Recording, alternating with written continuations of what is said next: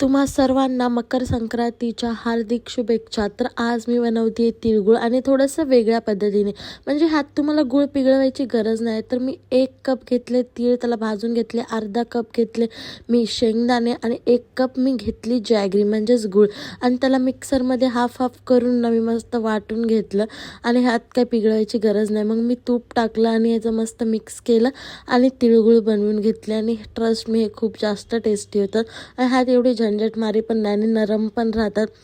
तुम्ही कधी अशा पद्धतीने तिळगुळ खाल्लेत का तेही नक्की सांगा, आणि तुमच्याकडे कसे बनवतात तेही सांगा. 2 वाटी गूळ आणि अर्धा वाटी शेंगदाणे, आणि शेंगदाणे मी भाजून घेतलेले आणि त्याची साल काढून घ्यायची वरची. आणि हे एकदम सोपे पद्धत आहे, म्हणजे ह्यात काहीच टेन्शन नाही आहे. 15 मिनटात तर माझं हे सर्व करून झालं होतं आणि एकदम बरोबर बांधलेही जातात आणि नरम राहतात.